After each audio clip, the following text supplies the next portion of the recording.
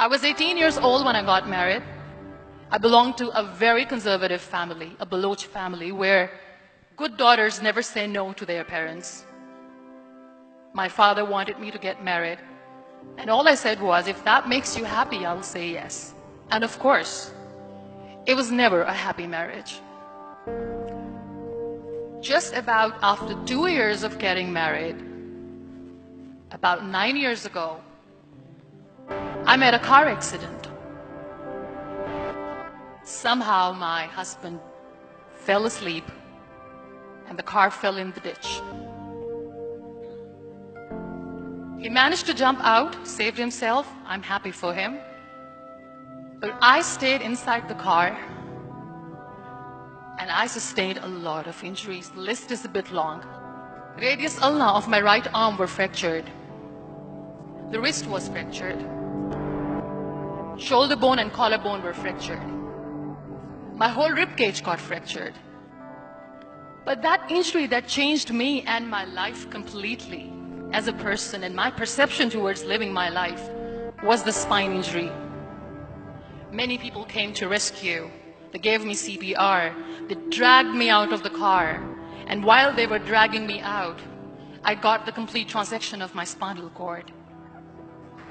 Those 2.5 months in the hospital were dreadful. I was at the verge of despair. One day, doctor came to me and he said, well, I heard that you wanted to be an artist, but you ended up being a housewife. I have a bad news for you. You won't be able to paint again. Next day, doctor came to me and said, your spine injury is so bad, you won't be able to walk again. I took a deep breath and I said, it's all right. The next day, doctor came to me and said, because of your spine injury and the fixation that you have in your back, you won't be able to give birth to a child again. That day, I was devastated. And that is where I started to question my existence. Why am I even alive? What's the point of living?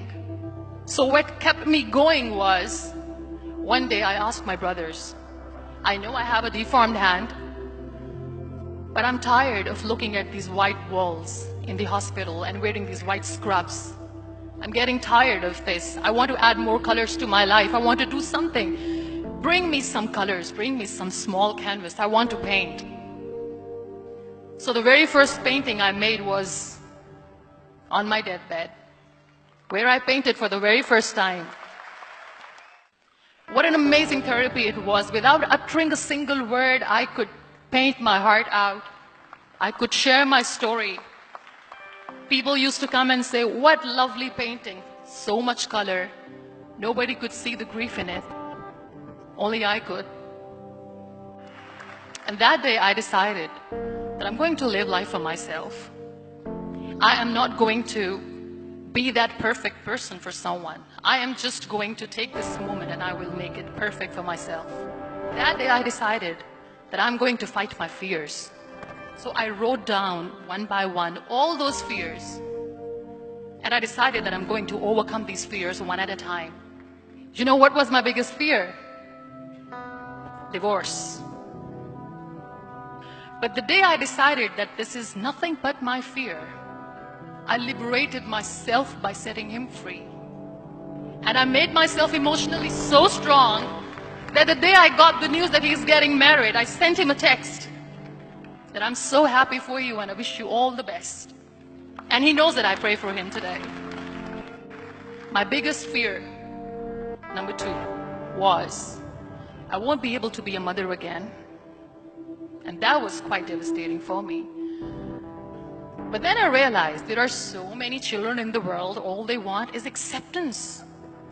So there is no point of crying, just go and adopt one. And that's what I did.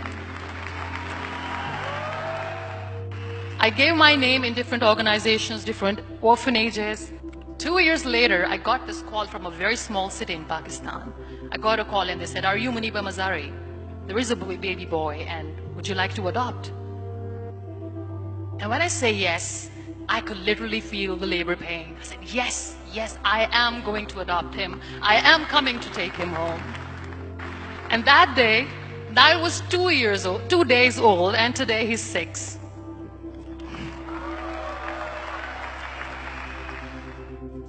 So I decided that instead of starting an NGO for disability awareness, which I know will not help anyone, I started to appear more in public. I started to paint. I have done a lot of modeling campaigns, different campaigns for brands like Tony and Guy. I decided that I'm going to join the national TV of Pakistan as an anchor person, and I've been doing a lot of shows for the last 3 years. I became the National Goodwill Ambassador for UN Women Pakistan, and now I speak for the rights of women, children. I was featured in BBC 100 Women for 2015. I'm one of the Forbes 30 under 30 for 2016. So when you accept yourself the way you are, the world recognizes you.